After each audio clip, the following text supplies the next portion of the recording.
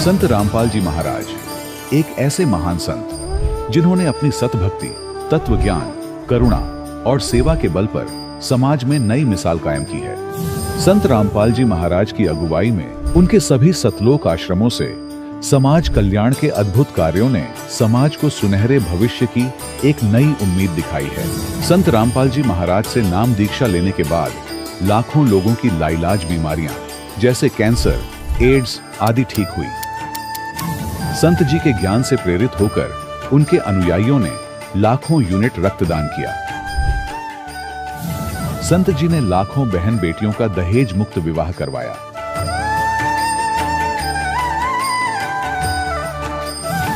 संत जी ने लाखों लोगों का नशा छुड़वाया, करोड़ों उजड़े परिवार बसे। संत जी के आश्रमों में समागम के दौरान निःशुल्क नेत्र चिकित्सा, दंत चिकित्सा प्रदान की जाती है।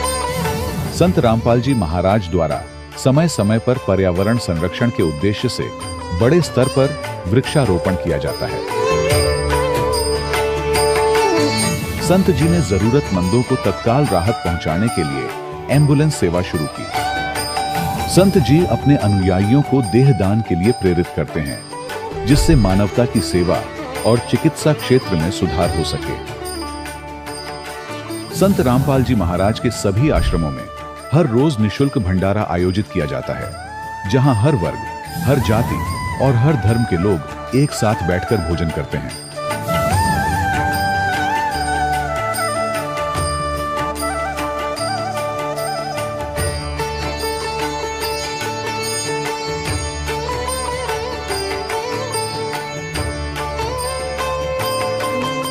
संत रामपाल जी महाराज की अन्नपूर्णा मुहिम ने गरीब और बेसहारा लोगों के जीवन में एक नई ऊर्जा और उम्मीद को जन्म दिया है।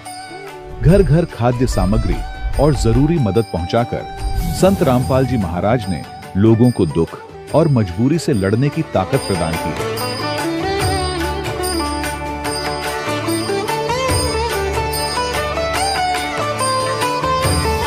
संत रामपाल जी महाराज द्वारा गरीब लोगों के लिए घर बनवाने का अद्भुत कार्य एक ऐसी मिसाल कायम कर रहा है जो सदियों सदियों संत जी की उदारता और दया भावना के तौर पर जाना जाएगा।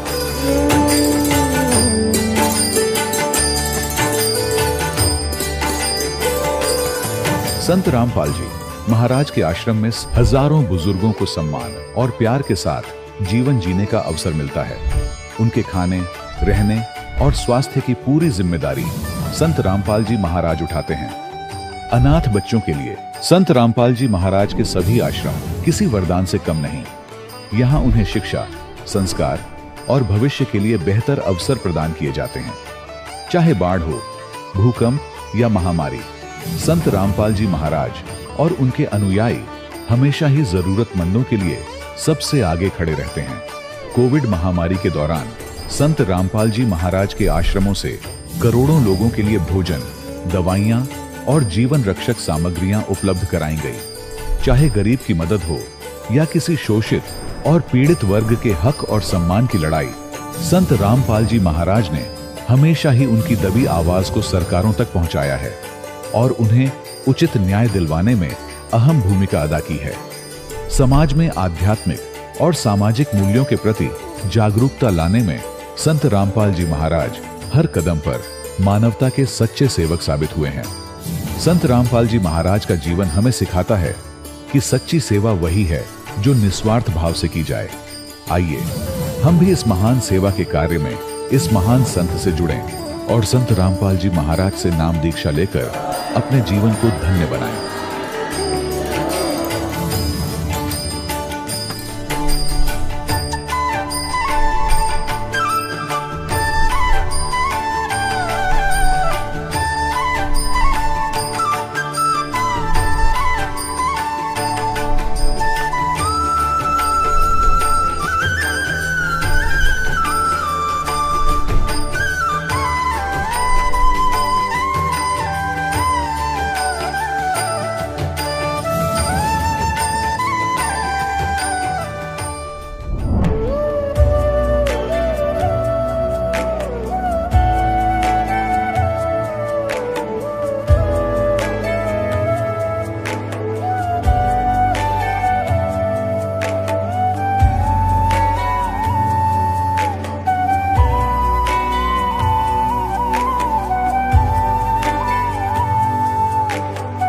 पूर्ण परमात्मा पाप कर्म दंड को भी काट सकता है।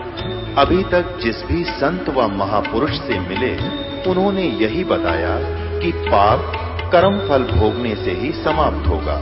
वो प्रभु कौन है जो पाप कर्म को काट देता है, वो काल के बंधन से छुड़वा देता है। उसका क्या नाम है, पूजा की विधि क्या है?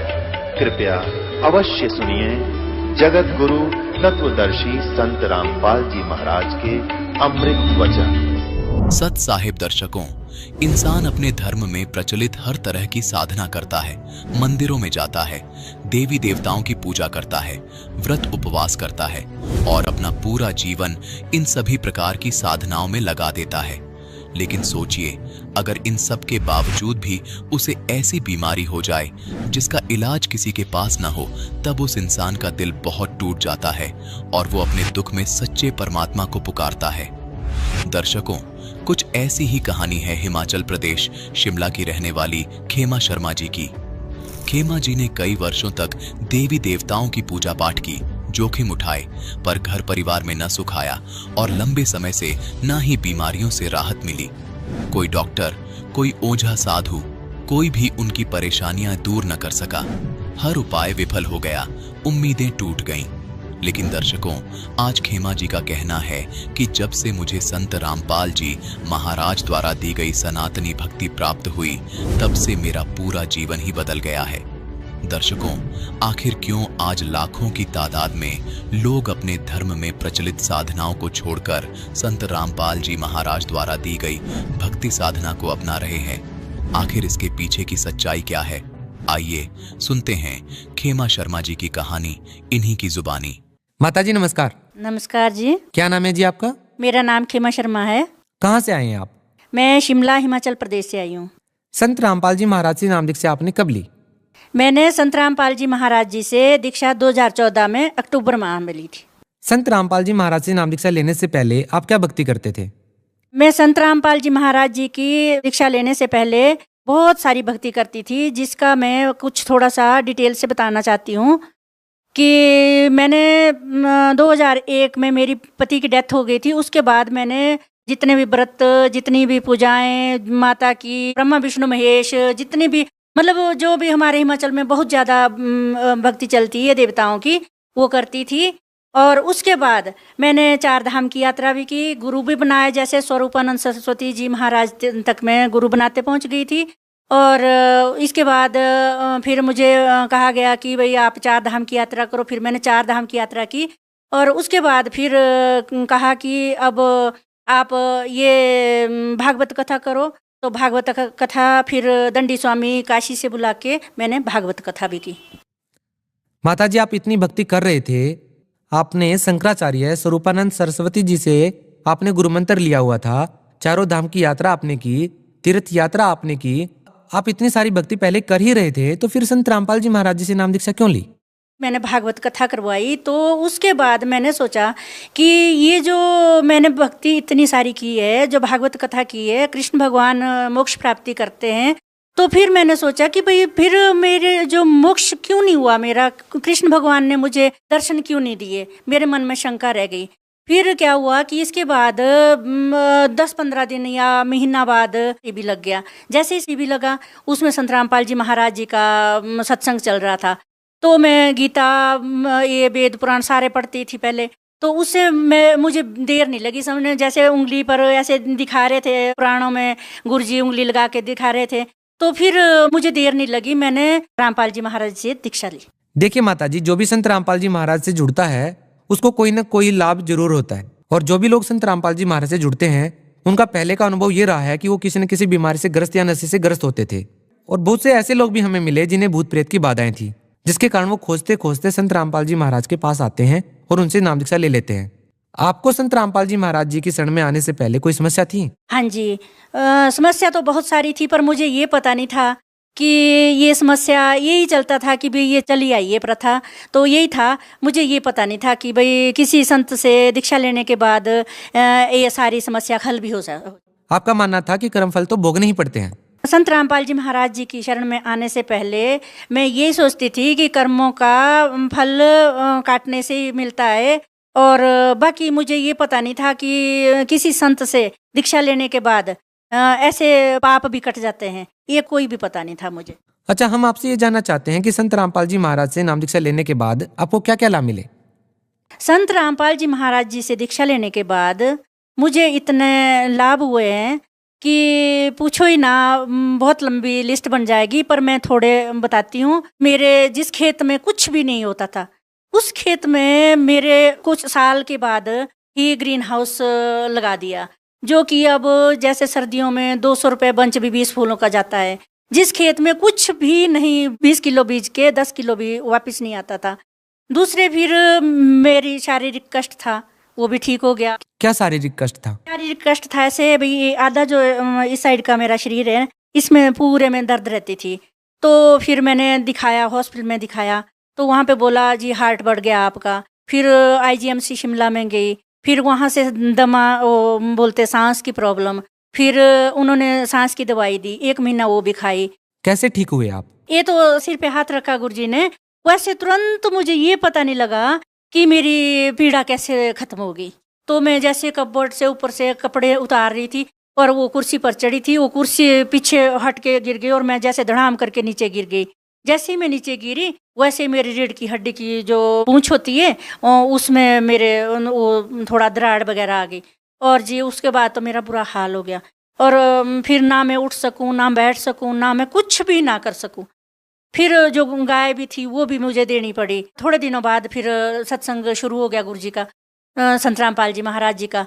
तो जब सत्संग शुरू हुआ, फिर जो पट्टी चलती है नीचे, उसके ऊपर जो फ़ोन नंबर आते हैं, उन पे मैंने वो फ़ोन किया। फिर वहाँ से बताया कि आपके शिमला में नामदान केंद्र खुल चुका है। शिमला में जो नामदान केंद्र है वहाँ पे गई, वहाँ पे नाम दीक्षा सतनाम जब से लिया मैंने, तो उसके बाद मेरा जो भी रीढ़ की हड्डी का दर्द था, उसका ये पता नहीं चला कि मेरा किस टाइम वो गायब हो गया, कोई पता नहीं चला। इस तरह से मेरी दर्द ठीक हो गई।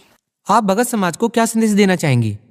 भगत समाज को मैं संदेश तो क्या दे सकती हूँ, पर विनती कर सकती हूँ, गुरु रामपाल जी महाराज जी की शरण में आना चाहे तो किताबें गुरुजी ने ऐसी ऐसी लिख रखी है कि उसका हिसाब ही कोई नहीं है। यहाँ तो क्या 21 ब्रह्मांड में तो क्या, परमात्मा ने तो उस सतलोक तक लिखा हुआ है जहाँ से हम आए हैं, गलती करके आए इस काल के साथ, वहाँ तक की इतनी वो लिखी हुई है। अगर उसको पढ़े और जी जो सत्संग आता है रामपाल जी महाराज जी का, तो उसको सुने तो सब कुछ पता लग जाएगा। भक्त समाज से विनती करती हूँ कि आप रामपाल जी महाराज जी की शरण में आओ और अपना कल्याण करो। जी धन्यवाद। तत्साहेब। दर्शकों, अभी आपने सुने संत रामपाल जी महाराज से दीक्षा प्राप्त करके सुखी हुए भक्त के अनुभव।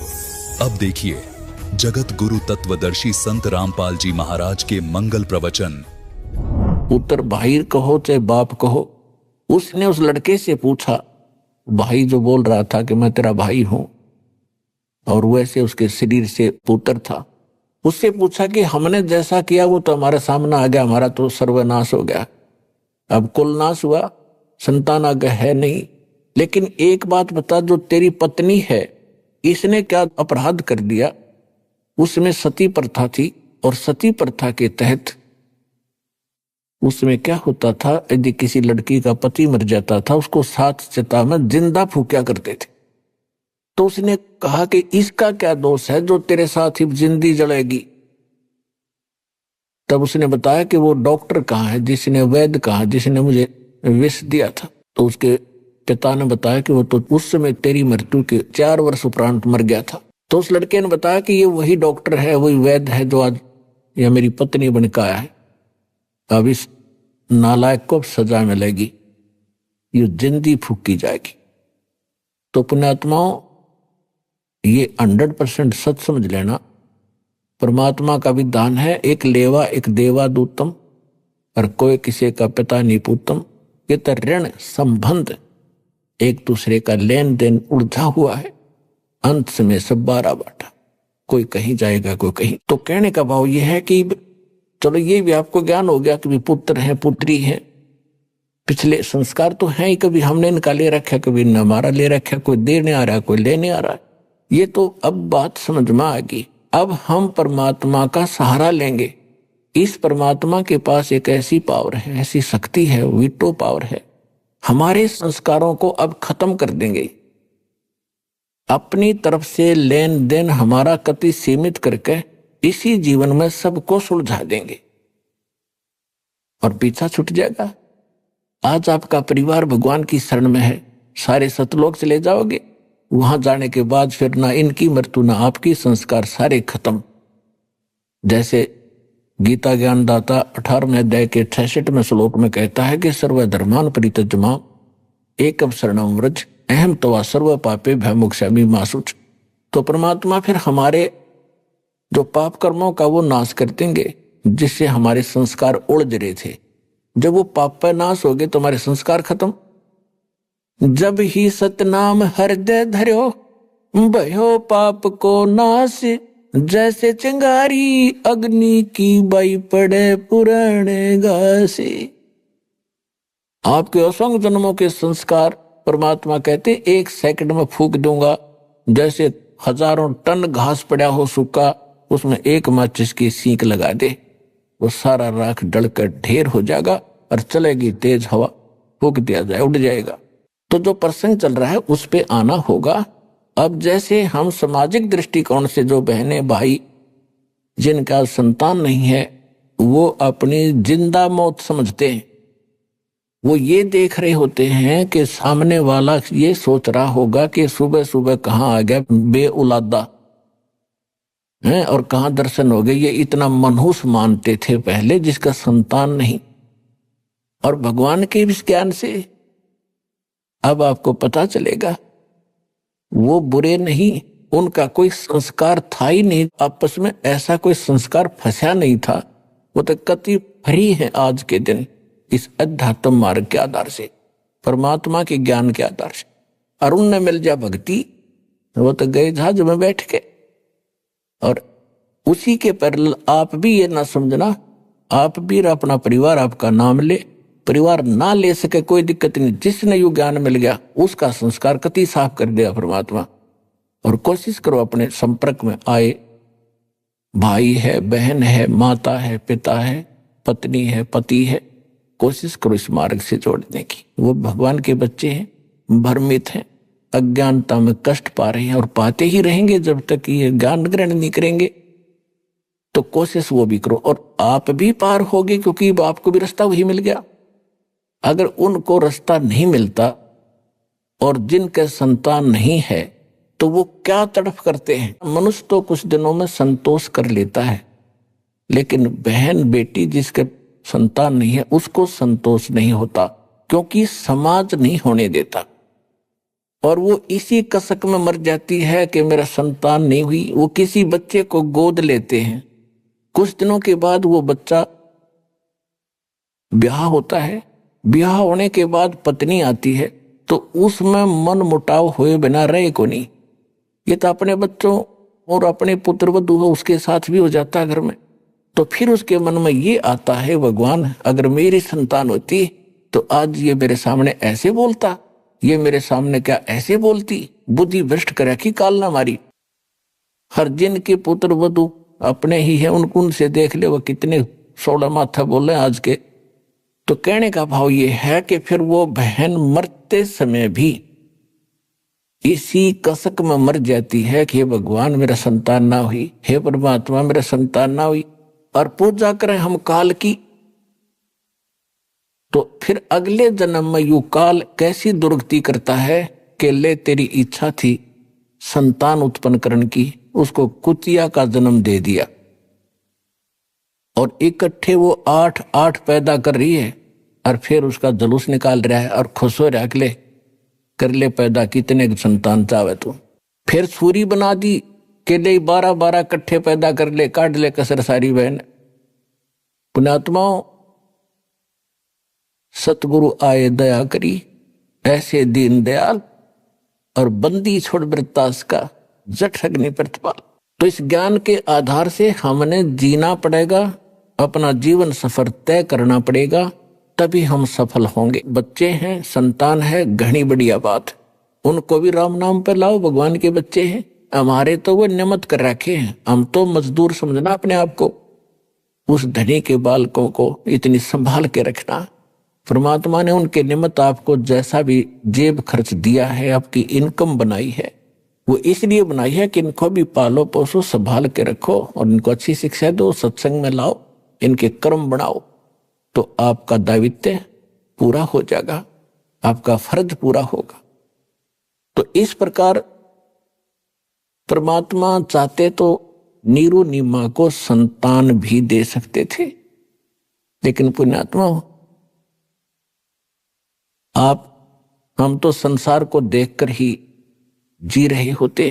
परमात्मा ने एक एक आत्मा निकालनी भारा हो रही यहां से, काल ने ऐसा जुल्म कर रखा हमारे साथ, तो उन्होंने उनको संतान नहीं दी क्योंकि उनके संस्कार बढ़ाने नहीं चाहते।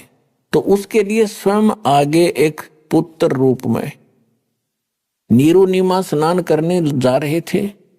रास्ते में नीमा का नए नए इंजेक्शन लग गए थे। रात में कोई बाहर तारी थी, कोई रिश्तेदार, वो खूब कहेगी उसको एक बालक तो चाहिए था, ऐसे कैसे जिया जाएगा हैं, और सुनना पड़ा है घर तुम्हारा, संसार में क्या लेकर जाओगे। तो वह बहुत दुखी हो रही थी। सुबह नहाने के लिए गई तब भी रोती जा रही थी और भगवान शंकर से प्रार्थना कर रही थी कि हे भगवान शिव जी, आप तो समर्थ दाता हैं, आप जो चाहो सो कर सकते हैं, इस पापड़ को भी एक लाल दे देते, मेरा भी संसार में जीना मेरा भी साझा बन जाता, मैं भी सुख से जी लेती। सबकी दृष्टि से बचकर चलना पड़ता है, मेरा क्या जीवन है दाता। यूं कहकर फूट फूट कर रोने लगी। अब नीरू ने कहा कि नीमा देखो, यदि हमारे भाग्य में संतान होती तो भगवान पहले ही दे देते। ये तो बड़े दयालु हैं शंकर भगवान, और देखो बच्चा है नहीं, संतान अपने है नहीं, बुढ़ापे में कोई उंगली पकड़ने वाला नहीं, रो रो के आंखें तेरी खत्म हो जाएंगी, एक और दुख तेरे जीवन को बढ़ जाएगा, तो रोवा मत। उसको सांत्वना देता हुआ नीरू चल रहा है। नीमा को संतोष किया। स्नान करने के लिए जो ही तालाब पर पहुंचे, पहले नीमा स्नान करके आगे निकल आई बाहर, अंधेरा सा था। फिर नीरू स्नान करने के लिए जल में प्रवेश करता है, तब तक सुबह सुबह का कुछ प्रकाश सा छिट गया, रोशनी सी नजर आने लगी। नीरू नहा रहा है से मस्ती से, तालाब में घुटनों पानी में बढ़ गए, और उधर से नीमा जो कपड़ा बांध कर स्नान किया था उसने, उसको धोने के लिए पुनः किनारे पर गई तो क्या देखा है, कमल के फूल के ऊपर कोई वस्तु हिल रही है। परमात्मा नवजात शिशु के रूप में विराजमान थे और पैर को हिला रहे थे। नीमा ने सोचा कोई सर्प ना हो, ऐसे ध्यान से देखा। फिर ध्यान से देखा तो क्या देखा कि तो कोई बालक है। अब रास्ते में रोती हुई आ रही थी बच्चे के लिए, अपने पति से कहती है कि देखना जी, कमल के फूल पर बालक है। अब नीरू नहा रहा है, ऐसे नहाते नहाते कहता है कि नीमा आप तो मेंटल होगी, अब तुझे जल में भी बालक दिखाई देने लगे, क्यों पागल होगी तू, कुछ संतोष कर, भगवान पर विश्वास कर, जैसे रख ऐसे रहना चाहिए हमने। वो फिर जोर से बोली सचमुच देखना देखना। तब उसने एकदम देखा कि ऐसे क्यों बोल लिया, जिधर संकेत किया उधर देखा, एक नवजात शिशु के रूप में परमात्मा कमल के फूल पर विराजमान थे। नीरू ने आओ देखा ना ताव देखा, फूल समेत तोड़ लिया और उठा लिया बालक को, उठा के अपनी पत्नी नीमा को दे दिया, और नीमा उस बालक को लेकर किनारे पर आ गई। अपने आत्माओं, जिस भगवान के लिए ऋषि तड़प रहे थे और जिसके नाम लेने से आत्मा गदगद हो जाती है, रोम रोम खड़े हो जाते हैं, और उस परमेश्वर को, उस परम शक्ति को एक माई ने अपनी गोदी में लेकर पुत्रवत प्यार किया। कभी उसका मुंह चूम्या, कभी माथे का लाया, और सौ शुक्र मनाया अपने शंकर भगवान का। अपने आत्माओं देखो, आज तक हमारे ऐसी बुद्धि रही कि कर्ता भगवान कोई रहा, हम क्रेडिट किसको देते रहे। जो भी हमारे घरों में कोई सुख होता था, हम जिस भी इष्ट की साधना करते थे, उसी के निमित्त उसको कर देते थे कि इस भगवान विष्णु जी ने हमारे ये सुख दिया। अब पता चला इनके विधान से, इनकी शक्ति से कि ये तो कुछ कर ही नहीं सकते, ये तो जैसा संस्कार है वैसा ही दे सकते। केवल एक परम शक्ति है, परम अक्षर ब्रह्म, वो कबीर भगवान, वही हमें जो देता है और निमित्त वो किसी को भी बनाता है, तो वही कर रहा था। तो उस दिन खुद मालिक उसकी गोदी में, और वो भी शुक्र मना रही है शंकर भगवान के कि उन्होंने मुझे ये पुत्र दे दिया। इसका कारण क्या था ये आपको बता दिया कि सुपत सुदर्शन के ये माता पिता थे। उस प्रतिज्ञावश परमात्मा उसके घर आए थे और इसमें नंबर बने थे शंकर भगवान के। तो आज तक हमारा ये अंधेरा न्यों छा रहा था। अब इस तत्व ज्ञान से ये मोतियाबिंद का ऑपरेशन हो जाएगा, अज्ञान का। अब साफ दिखेगा आपने कि हु इज गॉड, परमात्मा कौन है, उसका प्रमाण कहाँ है। अब नीरू स्नान करके बाहर आया तो उसने 100 विचार लगाए कि पहले हम मुसलमान बना दिए, हिंदू हमारे साथी नहीं, मुसलमानों से रिलेशनशिप गणी नहीं बनी, क्यों कोई बालक रिश्तेदार नहीं बना, बालक नहीं। तो उसने सोचा यदि हम इस बालक को लेकर घर जाएंगे तो नगर वाले ये पूछेंगे कहां से लाए, हम कहेंगे कमल के फूल पर मिला, तो किसी को विश्वास नहीं होगा कि बालक और कमल के फूल पर कैसे रुक गया। तो उसने अपनी मन से सोचा कि हमें गांव से भी निकाल लेंगे, शहर से भी बाहर करेंगे और लड़का भी छीन लेंगे, हमारी मार मार के हुलिया बिगाड़ेंगे और पूछेंगे कि बताओ इनके माता पिता कौन है। वो रो रही होगी जिसका तुम चुरा कर लाए हो। तो उसने अपनी पत्नी से कहा कि आप ऐसे करो, इसको रख दो यहीं पर, हमारे साथ ऐसा बनेगा, लोग, बच्चा भी जाएगा, हमें देश निकाला भी मिलेगा। उसकी पत्नी ने कहा कि मैं इस बालक को नहीं छोड़ सकती, ना जाने इस बच्चे ने मेरे ऊपर क्या जादू कर दिया, मैं जी नहीं सकती इस बिना, मैं मर जाऊंगी, मैं देश निकाला भी ले लूंगी, इस बालक ने नहीं छोड़ सकती। अब नीरू ने पहली बार अपनी पत्नी की तरफ हाथ किया था कि तू कितनी जिद्दी बन गई, मेरी एक भी बात नहीं मानती है। मैं आज तक तेरी सारी बातों को मानता रहा क्योंकि तेरे संतान नहीं थी, तेरी किसी बात की अवहेलना मैंने करी नहीं कि कहीं तेरा दिल ना दुखे, लेकिन तू इतनी चढ़ गई सिर पे, एक भी नहीं मानती मेरी, रख दे इस बालक ने, नहीं तेरे ऐसा मारूंगा थप्पड़। ऐसा उसने किया ही था। तो परमात्मा बोले नवजात शिशु के रूप में कि नीरू मुझे घर ले चलो, तुम्हें कोई कुछ नहीं कहेगा। अब वो डर गया कि बालक बोल आकर इसमें कोई फरिश्ता है या कोई भूत प्रेत है, कोई जंद है। वो चुप करके आगे आगे चल पड़ा। अपने आत्माओं सारा शहर देखण आया, इतना सुंदर बालक, नूर न्यारा भगवान का, कितना ही उन्होंने हल्का नूर कर रखा था लेकिन न्यारा चेहरा दमदमा रहा था दाता का। सारा गांव नगर झुंड के झुंड स्त्री पुरुष गीत गाते हुए आए हैं, आ रहे हैं और उस बालक को देखने के लिए आ रहे हैं। किसी के मन में ये नहीं गया कि कमल के फूल पर मिला कैसे, और वो सच्ची बता रहे थे कि ऐसे हमें मिला। तो कोई भी इस बात पर ध्यान नहीं गया और सभी ये कह रहे थे ऐसा बालक तो कभी देखा ना सुना, ये तो कोई फरिश्ता है, कोई ब्रह्मा विष्णु महेश से कोई एक शक्ति आई है, ये आम बालक नहीं है। कुछ दिन के अंदर ये बात समाप्त हुई, चर्चा का विषय खत्म हुआ। अब 25 दिन के हो गए, परमात्मा ना अन्न खावे ना दूध पीवे और स्वस्थ शरीर, स्वस्थ ऐसा जैसे बालक किलो दूध रोज पीता हो, और ऐसे फल फूल रहे हैं। अब वो माई जो है देख देख कर चिंतित होती है, अपने पति से भी कहती है कि हे भगवान अब क्या बनेगा मेरे साथ, बालक दिया भगवान, हे शंकर भगवान बच्चा भी दिया, अब वापस लोगे इसको, कुछ खा नहीं रहा, ये कभी भी मर सकता है। 25वां दिन आ गया, उस दिन तो उसने रुदन मचा दिया। उस माई ने नीमा बैठी बैठी रोए रोए सुबह की, और शंकर भगवान को याद करे, हे भगवान अब ये बालक मरेगा, आपकी बेटी भी साथ मरेगी, इसके बिना मैं जी नहीं सकती। तो ऐसी कसक बनी उधर से परमात्मा ने प्रेरणा की कि अब बुढ़िया मरेगी। शंकर भगवान को शिव मंडल से प्रेरित किया। उसके एकदम कसक हुई कि मुझे कौन याद कर रहा है। साधु रूप बना के शंकर भगवान वहां प्रकट हो गए। नीमा से पूछा कि आप क्यों रो रही हो माई? आंखों में आंसू थे, जुबान निकल नहीं रही थी, इतना हृदय भर गया था। रोती रोती ने कहा कि महात्मा जी मेरे दुख ना पूछो, आप भी दुखी हो जाओगे, आप जाओ।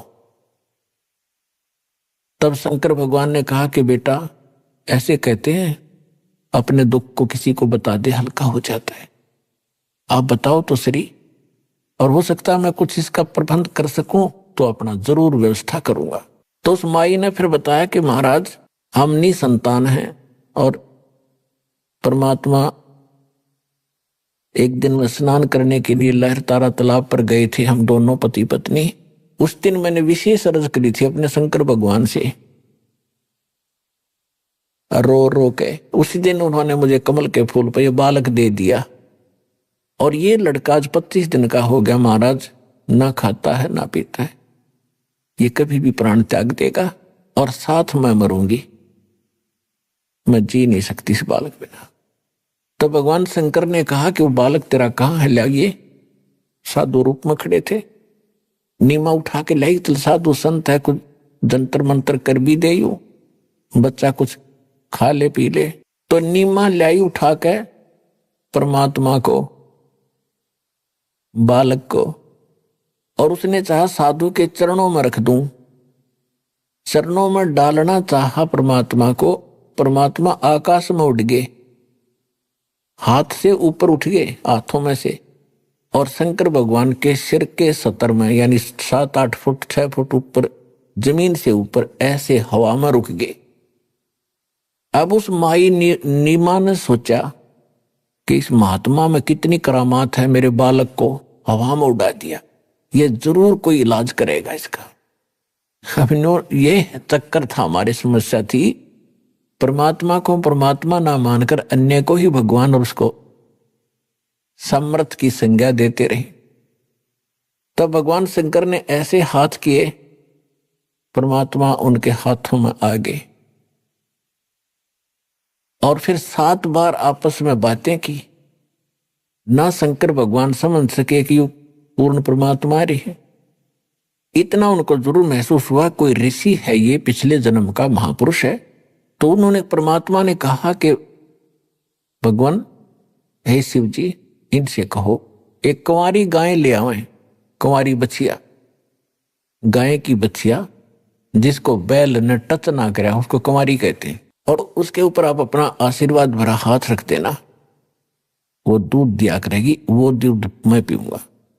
तो शंकर भगवान ने साधु रूप में नीमा से कहा कि अपने पति को बुलाओ। तो उसी से मैं नीरू भी आ गया, और शंकर भगवान यानी साधु ने कहा कि आप एक कुंवारी गाय लाओ, और कुमार के घर से कोरा बर्तन लाना स्वच्छ। वो जाके एक कुंवारी गाय ले आया, और एक पात्र ले आया, छोटा सा मटका,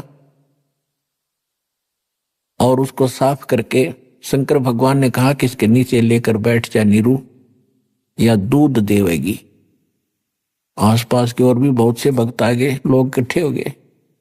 तो शंकर भगवान ने ऐसे कमर पे हाथ रख दिया, बछिया के लंबे लंबे सतन हो गए, और उस कुंवारी गाय ने दूध का पात्र भर दिया।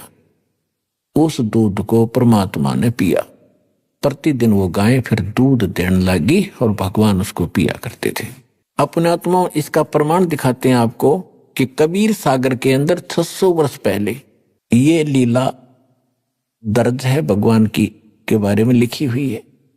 और फिर आपको वेदों से प्रमाणित करेगा। ये दास के वेद क्या बताते हैं, भगवान कैसी लीला करता है, तो 2 मिनट में समझ में आ जाएगा हु इज गॉड। ये देखिएगा कबीर सागर, ये कबीर सागर है, कितना मोटा ग्रंथ है, और इसमें आपको दिखाते हैं संपूर्ण 11 भाग।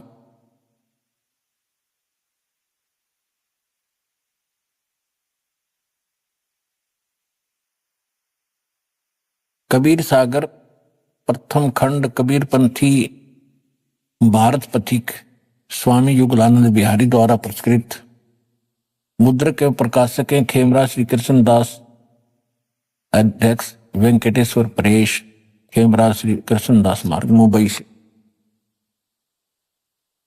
और यहां इनका ये दूसरा एड्रेस है। यहां पर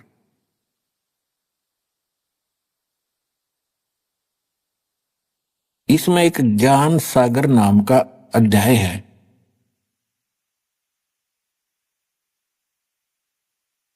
इसके 74 पृष्ठ पे, 74 पृष्ठ पे ज्ञान सागर, इसमें लिखा है कि सुन जुल्हा मन भया आनंदा, जिमी चकोर पायो निसी चंदा।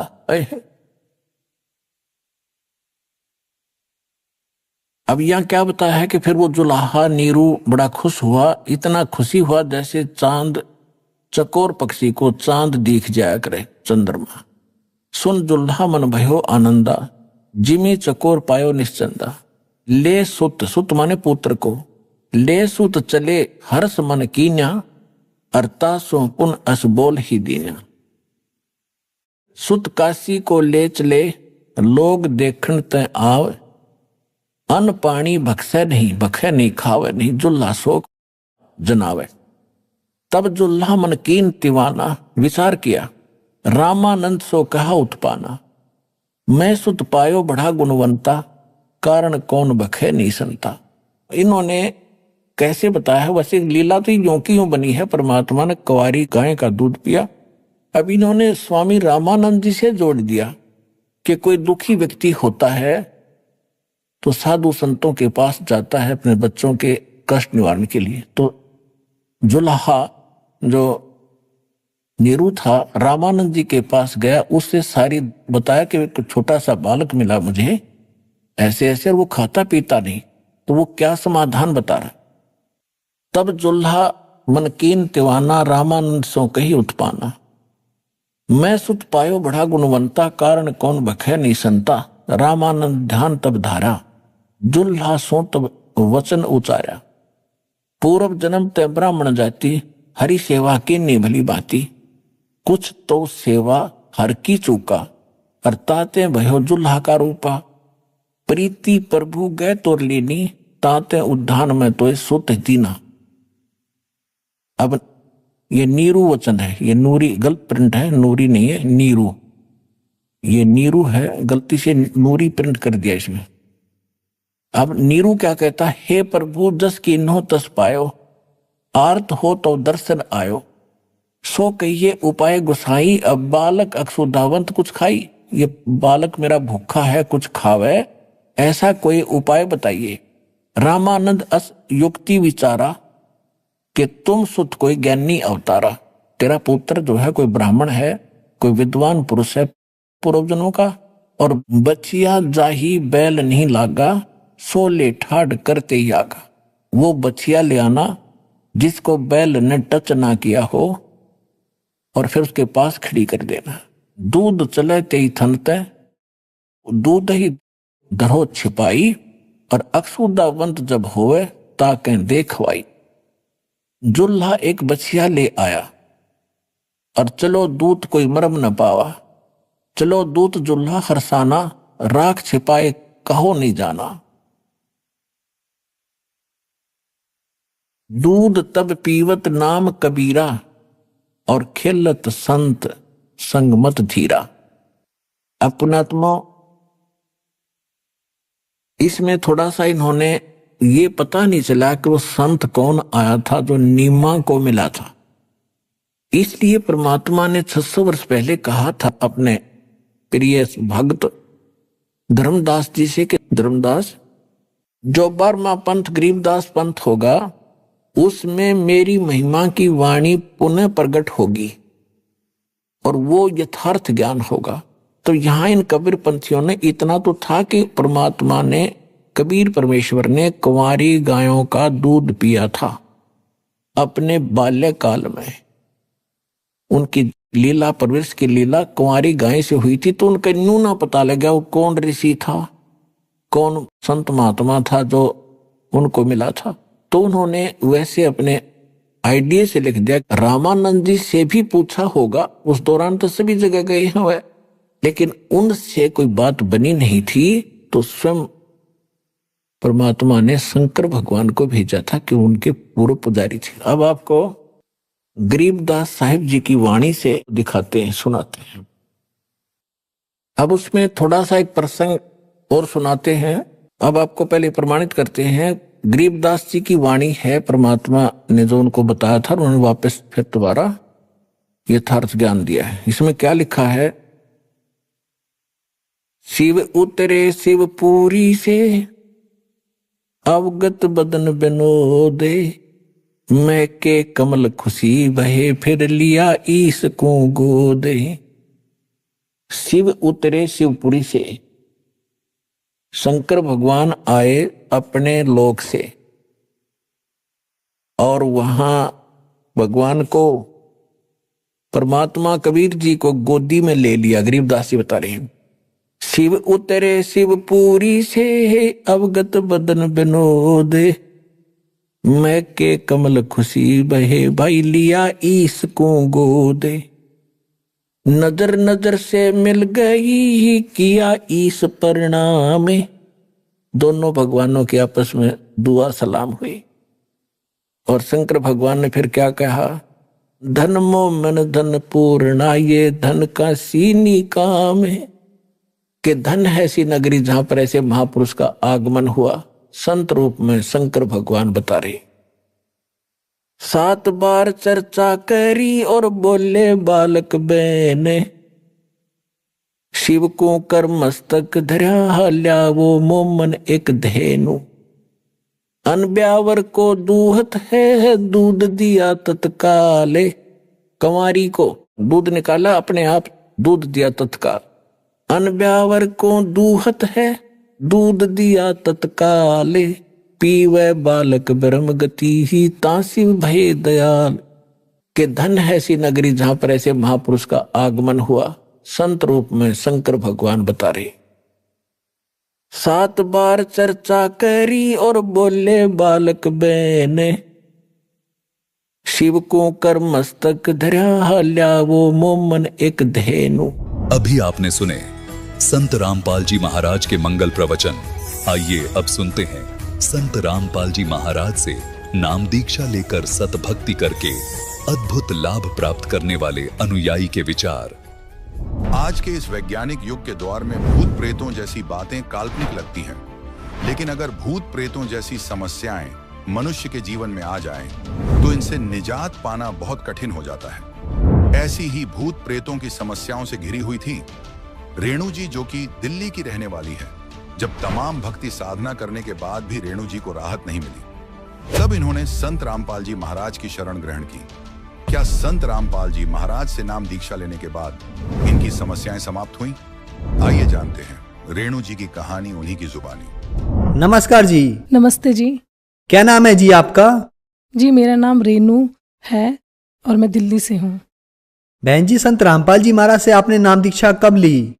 मैंने सदगुरु रामपाल जी महाराज जी से 20 अक्टूबर 2013 में ली। संत रामपाल जी महाराज से नाम दीक्षा लेने से पहले क्या आप कोई भक्ति साधना करते थे? हाँ जी, मैं सदगुरु रामपाल जी महाराज जी से नाम दीक्षा लेने से पहले संतोषी माता की भक्ति करती थी। मैंने 10 साल संतोषी माता की भक्ति की और व्रत रखने उनके और शेरा वाली माता की भक्ति करती थी। बहन जी, आप संतोषी माता की इतनी भक्ति करती थी, इतने व्रत रखती थी, तो उन सब भक्ति साधनाओं से आपको क्या क्या लाभ हुए? देखो, उनकी साधना करने से मुझे कोई ऐसा लाभ नहीं हुआ। मेरे को स्टोन था, मुझे माइग्रेन था, मुझे हमेशा मतलब बॉडी पेन बहुत रहता था, बीपी हाई लो सब कुछ था, और मैं एक फैमिली से भी बहुत ज़्यादा परेशान थी।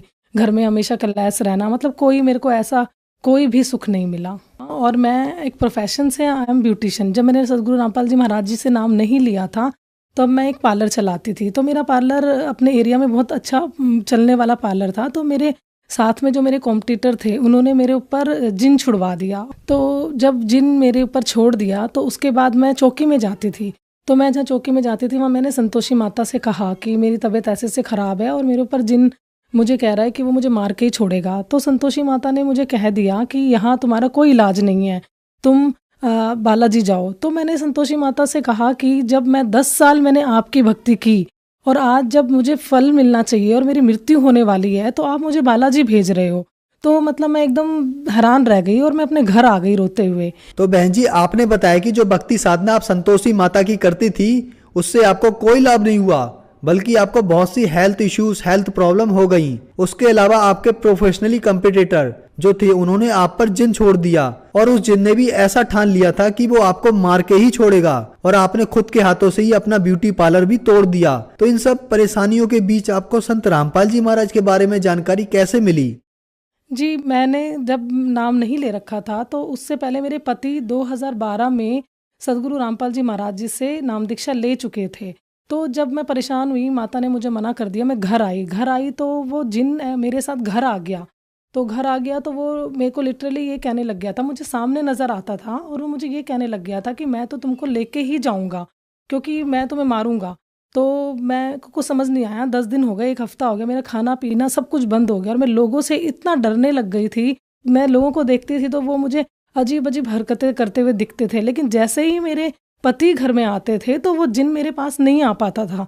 पति जैसे ही आते थे तो मुझे लगता था कि क्या हो गया, जिन कहाँ चला गया। तो मैंने इनको भी बोला, इनको मैंने कहा कि मैं माता की चौकी में गई, माता ने मेरे को कह दिया कि बालाजी जाओ, यहाँ कोई वो नहीं है। तो इन्होंने मेरे को समझाया कि सदगुरु रामपाल जी महाराज जी ही हैं और वही तुम्हें बचा सकते हैं। तो मेरे को तब भी समझ में नहीं आया कि तबीयत स्थिति बहुत ज़्यादा ख़राब थी। तो उसी रात क्या हुआ कि मेरे को उस जिन ने, मतलब मैं 4th फ्लोर पे रहती हूँ, तो उस जिन ने मुझे ऐसा प्रेरणा की कि मैं उस 4th फ्लोर से कूद जाऊं। तो मैं कूदने के लिए जैसे जा रही थी तो मेरे पति ने मेरा हाथ पकड़ा और उस हाथ से मैं धक्के से ना, मैं जहाँ सदगुरु रामपाल जी महाराज जी का दंडवत प्रणाम स्थल था, जहाँ उनकी जोत जलती थी, वहाँ जाके गिर गई। तो जब मैं वहाँ जाके गिरी तो सदगुरु रामपाल जी महाराज जी एकदम से वहाँ प्रकट हो गए और सदगुरु रामपाल जी महाराज जी ने मेरे को सर पे हाथ रखा। सदगुरु रामपाल जी महाराज जी बोले, बेटा कुछ नहीं है यहाँ पर, आप मेरी शरण में आ जाओ। तो मुझे समझ नहीं आया, लेकिन मैं एकदम से कांप गई। मैंने कहा ठीक है, अगर आप भगवान हो, अगर आप पूर्ण परमात्मा हो तो आप ही मेरी रक्षा करोगे। ये इन्होंने आशीर्वाद दिया और सदगुरु रामपाल जी महाराज जी अंतर्ध्यान हो गए।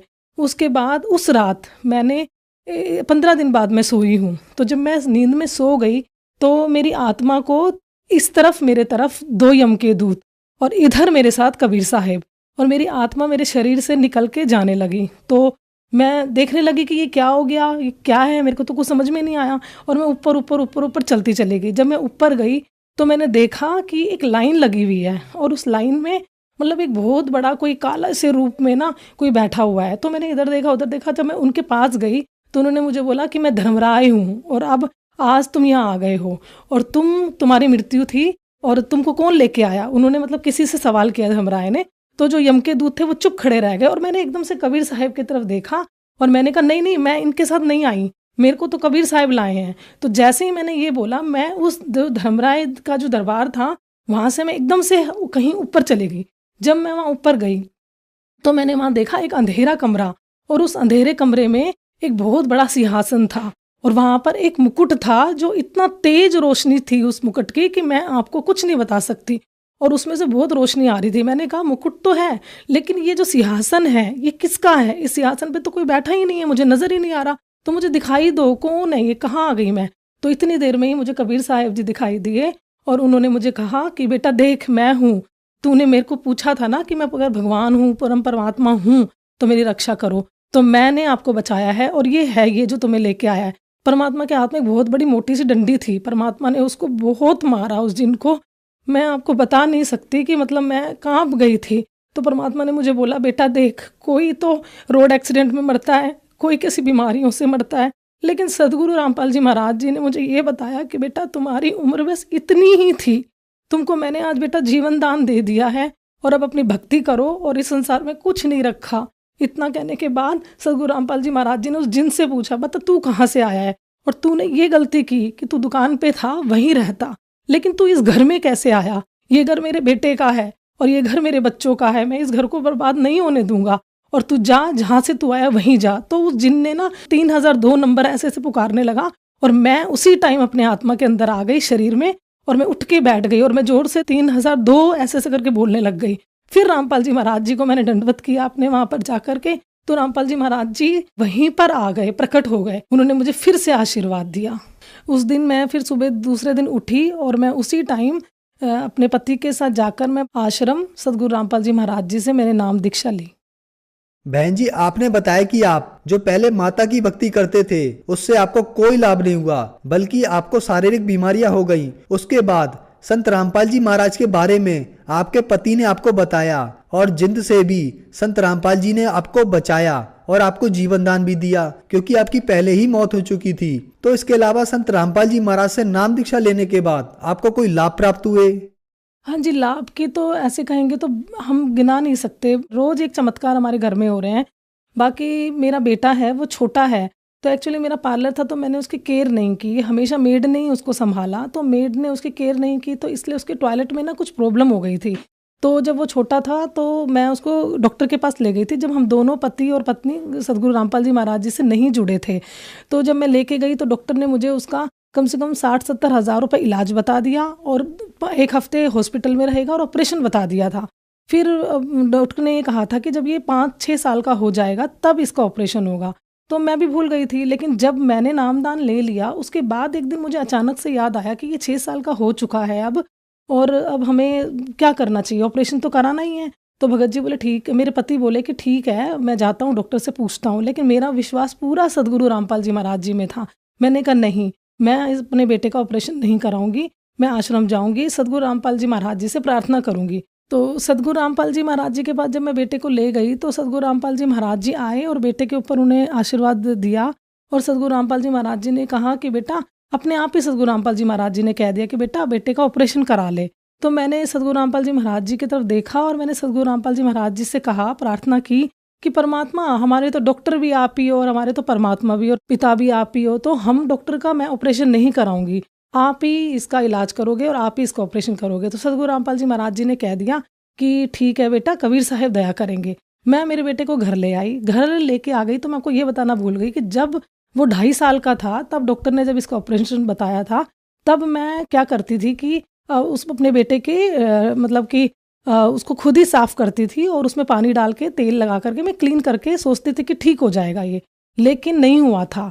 तो जब सदगुरु रामपाल जी महाराज जी से आशीर्वाद लेके मैं घर आई तो मेरे मन में यही प्रेरणा आई कि मैं डॉक्टर के तो लेके जाना नहीं है, मालिक ही ठीक करेंगे। तो मैंने वही प्रोसेस फिर किया, पानी डाला और गर्म तेल अपने बेटे के टॉयलेट के उस पर लगाया। तो उसी दिन ही मैं हैरान रह गई कि वो एकदम से ऑटोमेटिकली जो उसकी प्रॉब्लम थी वो एकदम से ठीक हो गई, और जबकि वो 1 दिन में ठीक हो गई। और इससे पहले मैं कम से कम 2-3 महीने तक रेगुलर ये ही प्रोसेस कर रही थी, लेकिन वो ठीक नहीं हो रही थी। तो उस टाइम मैं नहीं बता सकती आपको कि बहुत बड़ा चमत्कार हमारे घर में हुआ। ये हमारे सदगुरु रामपाल जी महाराज जी की ही दया है हम पर। और एक लाभ और सदगुरु रामपाल जी महाराज जी की कृपा से हुआ, जब मेरे पति जुड़ चुके थे 2012 में सदगुरु रामपाल जी महाराज जी से, लेकिन मैं नहीं जुड़ी थी और मेरे को ज्ञान नहीं होने के कारण मैं मानती भी नहीं थी कि ये परमात्मा है। तो एक दिन क्या हुआ कि मेरे पति को स्टोन की प्रॉब्लम थी और वो बहुत ज़्यादा सीवियर बढ़ गई। उन्होंने नाम ले रखा था उस टाइम, तो वो डॉक्टर के चले गए मुझे बिना बताए सुबह सुबह ही। मैंने जब उठी तो देखा वो घर में नहीं थे, तो मैंने उनको फ़ोन किया कि आप कहाँ हो, कहाँ चले गए। तो उन्होंने मुझे बोला कि मेरे तो पेट में बहुत दर्द है, वो बहुत रो रहे थे। तो मैंने कहा कि डॉक्टर हैं आने वाले हैं, ठीक है आप दिखाओ, अल्ट्रासाउंड कराओ। बहुत ज़्यादा भीड़ थी तो उनका नंबर नहीं आ रहा था। जब भी मैं फ़ोन कर रही थी तो वो रोते ही नज़र आ रहे थे, तो मेरे से देखा नहीं गया, मैं नहीं सहन कर पाई। तो मैं एकदम से मैं देखती थी कि मेरे पति ना रोज़ 7 बजे के करीब, 6:30 बजे के करीब सदगुरु रामपाल जी महाराज जी की जोत घर में जल जाती थी। तो उस दिन नहीं जली तो मैं चली गई। मेरा मन किया कि मैं वहाँ जाके बैठूँ जोत स्थान पर, सदगुरु रामपाल जी महाराज जी के सामने मैं जाकर बैठी। तो मैंने सदगुरु रामपाल जी महाराज जी से कहा कि मुझे नहीं पता आप कौन हो, आप देखो, लेकिन रोज़ मेरे घर में आपकी जोत जलती थी। मतलब एक तरफ तो संतोषी माता का मंदिर है मेरा, मैं वहाँ नहीं गई, लेकिन मैं सदगुरु रामपाल जी महाराज जी के सामने आके बैठ गई और मैंने बोला कि रोज़ जोत जलती थी, आज मेरे घर में जोत नहीं जल रही। तो मैंने लिटरली परमात्मा से ना ऐसे हंस के बोला, फिर आप कैसे भगवान हो कि मेरे घर आज जोत नहीं जली, आपको अच्छा लग रहा है और मेरे पति वहाँ रो रहे हैं, देखो अगर आप भगवान हो तो आपको ये चमत्कार करना पड़ेगा। और मुझे कुछ ज्ञान नहीं था, मैंने सदगुरु रामपाल जी महाराज जी की बिना नाम लिए जोत जला दी और मैंने बोला कि अब मैं ये जोत जला रही हूँ आज आपकी, और अभी 5 मिनट के अंदर अंदर जब मैं मेरे पति को फ़ोन करूँगी तो मुझे ये सुनाई देना चाहिए कि मैं ठीक हो गया, तब मैं मानूंगी कि आप हो कोई भगवान। तो ऐसा ही हुआ, मैंने जोत जलाई और मैं दंडवत करके उठी। मुझे पता भी नहीं था ये प्रोसेस होता, पर पता नहीं कैसे मैंने अपने आप ये चीज़ कर ली। तो जब मैं उठी तो फ़ोन मैंने किया, तो फ़ोन करने से पहले ही इनका फ़ोन आ गया और उन्होंने ये मुझे कहते हैं कि डॉक्टर हैरान हो गया, मेरे कहीं दर्द नहीं बताया डॉक्टर ने, और मैं भी हैरान हो गया। डॉक्टर आने से पहले मैं तड़प रहा था और इस टाइम मेरे को एकदम से आराम मिल गया। तो ये एक चमत्कार मेरे घर में मेरे को बिना नाम लिए हुआ। फिर मैंने सदगुरु रामपाल जी महाराज जी के पास गई, वहाँ देखा, बैठ के मैंने दंडवत किया। तो सदगुरु रामपाल जी महाराज जी की जो फ़ोटो थी, उसमें से सदगुरु रामपाल जी महाराज जी के हाथों में से इतनी ज़्यादा रोशनी आ रही थी कि मैं आपको बता नहीं सकती। और सदगुरु रामपाल जी महाराज जी एकदम से हंसे उस फोटो में से। तो उस टाइम में मुझे यकीन हो गया था कि हाँ, ये परमात्मा है, सदगुरु रामपाल जी महाराज जी। और मैं बहुत बीमार रहती थी जैसे कि, तो मेरी नाम लेने के बाद एक बार, पहले भी बहुत बीमार रहती थी, बीपी वगैरह रहती थी, तो एक दिन मैं घर में ही फिसल गई। तो देखो आप देख सकते हो, ये मेरी उंगली है, ये मेरी उंगली मेरे घर में ही काम करते करते मैं किचन में ही फिसली थी और ये टूट गई। तो इसमें फ्रैक्चर आ गया। लेकिन डॉक्टर्स के पास गई तो उन्होंने अच्छे से ट्रीटमेंट नहीं किया इसको। फ्रैक्चर की वजह उन्होंने जस्ट पट्टी करते रहे, ये ठीक नहीं हुई। 1 महीना हो गया, मैं डॉक्टर के पास फिर गई तो डॉक्टर्स ने मेरे को बोला आपने उस टाइम ढंग से ट्रीटमेंट नहीं लिया, तो अब आपके ये जो उंगली है इसका ऑपरेशन होगा आपका, और इसमें एक रोड डलेगी। मैं डर गई, मैंने कहा पता नहीं ये क्या कह रहे हैं। मैंने सदगुरु रामपाल जी महाराज जी आश्रम में थे तो मैं गई, मैंने प्रार्थना की, गुरुजी ऐसे ऐसे डॉक्टर कह रहे हैं। तो गुरुजी ने कहा बेटा कबीर साहब दया करेंगे। मैंने कहा गुरुजी ऑपरेशन नहीं कराऊंगी मैं घर आई, मैंने ऑपरेशन नहीं कराया, मैं जस्ट और 1 हफ्ते तक पट्टी बांध देती रही। और आज देखो ये उंगली आपके सामने है, हल्की सी टेढ़ी जरूर है लेकिन इसमें कोई पेन नहीं है, कुछ नहीं है। जबकि लोग देखते हैं तो हैरान हो जाते हैं कि मतलब ये उंगली आपकी कैसे वर्क कर रही है। तो ये मेरे सदगुरु रामपाल जी महाराज जी की कृपा हम पर बनी हुई है। बहन जी, आपने बताया कि संत रामपाल जी महाराज से नाम दीक्षा लेने के बाद आप और आपके पति को बहुत से लाभ प्राप्त हुए, आपको जीवन दान मिला। लेकिन आज हम एजुकेटेड सोसाइटी में देखते हैं कि ये चीजें चमत्कार, लाभ, किसी संत से लाभ होना, ये एक अचंभे की बात है। तो आज वैज्ञानिक युग में कोई इस बात को कैसे मान सकता है कि किसी संत से उससे उनको लाभ प्राप्त हो सकता है? देखो आज हम पढ़े लिखे हैं और हमें ये ज्ञान हो गया है अब कि सदगुरु रामपाल जी महाराज जी के का जो ज्ञान है वो सबसे उत्तम है। और जहाँ पर ये साइंस खत्म होती है वहाँ से सदगुरु रामपाल जी महाराज जी का ये शुरू होता है। अब साइंस है वो क्या कर सकती है, जब तक अगर परमात्मा की रजा नहीं होगी। तो आज परमात्मा की भक्ति से ही लोगों के कैंसर, घर में लोगों के बड़े बड़े बीमारियां वो सारी दूर हो रही हैं। तो इससे हमें ये चीज़ देखनी चाहिए कि जहाँ पर साइंस खत्म है वहाँ सदगुरु रामपाल जी महाराज के ज्ञान से, भक्ति से सब कुछ ठीक हो रहा है। तो हमें वही चीज़ फॉलो करनी चाहिए। बहन जी, आपने बताया कि संत रामपाल जी महाराज से अगर नाम दीक्षा लें तो कैंसर जैसी भयानक बीमारियां ठीक हो जाती हैं। तो जो श्रद्धालु आज आपको देख रहे हैं, आप उन्हें क्या संदेश देना चाहोगे? हाँ जी बिल्कुल, अगर हम अच्छे से सदगुरु रामपाल जी महाराज जी के बताए हुए मार्ग में भक्ति कर रहे हैं तो कैंसर और बड़ी बड़ी बीमारियां लोगों के सब दूर हो रही हैं, मात्र भक्ति से ही दूर हो रही हैं और भक्ति से ही दूर होगी। तो मैं अपने समाज के सारे भाई बहनों को एक मैं संदेश तो नहीं दे सकती लेकिन मैं प्रार्थना जरूर कर सकती हूँ कि मनुष्य जन्म दुर्लभ है, मिले न बारंबार, तरवर से पत्ता गिर गया बहुर न लगता डार। ये जो मनुष्य जन्म है ना, हम इसको मजाक समझ रहे हैं, ये हमें परमात्मा ने एक लास्ट जन्म दिया है 84 लाख योनियों से बचने के लिए। तो हमें इसका सदुपयोग करना चाहिए और सदगुरु रामपाल जी महाराज जी की बताई हुई भक्ति को फॉलो करो और उसकी भक्ति में लग जाओ। इस मनुष्य जन्म को अपने को बर्बाद मत करो, ये बार बार नहीं मिलने वाला। संत रामपाल जी महाराज से नाम दीक्षा कैसे ले सकते हैं? सदगुरु रामपाल जी महाराज के जो सत्संग है वो विभिन्न चैनलों पे आ रहे हैं, आप उनको देखो। सत्संग आते हैं तो उसके नीचे कुछ नंबर आ रहे हैं, उन नंबरों पे आप फ़ोन करो और उन नंबरों पे फ़ोन करने के बाद जो नज़दीकी नामदान केंद्र होता है उस पे जाकर आप सदगुरु रामपाल जी महाराज जी नामदान ले सकते हैं। धन्यवाद जी। सत साई।